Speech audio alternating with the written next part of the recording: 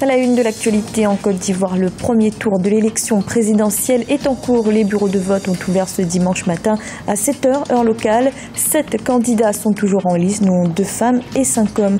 Un reportage de notre envoyé spécial Serge Kofi.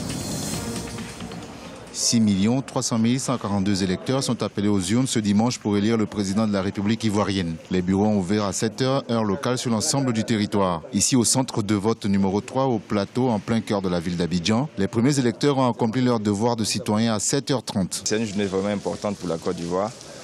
Tout ce que je souhaite, c'est que les gens viennent voter dans la tranquillité, dans la paix, pour que, au vu ce soir, que le meilleur gagne, c'est tout.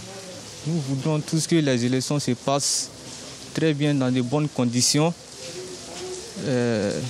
pas de bagarre, chaque électeur vient voter tranquillement et dans la sérénité, puis il part sans problème. Il faut que les Ivoiriens votent dans le calme. L'élection, ce n'est pas la guerre, c'est un jeu démocratique, c'est un jeu, et il doit y avoir un perdant, il doit y avoir un gagnant. Donc je pense que les Ivoiriens doivent user beaucoup de sérénité et d'aller voter dans le calme. 7 candidats sont désormais en lice pour ce scrutin et la véritable inconnue de cette journée sera le taux de participation. Près de la moitié des électeurs n'ont pas encore retiré leur carte d'électeur. Les cartes sont disponibles dans les bureaux de vote et selon la commission électorale, les électeurs peuvent voter avec leur carte nationale d'identité. Les opérations ont commencé timidement.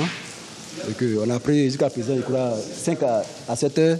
On a pris jusqu'à présent 5 ou 7 électeurs et on espère qu'avec le temps, ils vont venir. Et comme c'est dimanche, on espère que ce matin à l'église, après l'église, ils vont venir remplir leurs devoirs civiques. Pour sécuriser ce scrutin, la Côte d'Ivoire a déployé près de 28 000 gendarmes, militaires et policiers. Ils seront appuyés par 6 000 casques bleus de l'ONU. L'élection présidentielle de 2015 en Côte d'Ivoire est considérée comme celle qui doit définitivement faire sortir le pays de la crise politique.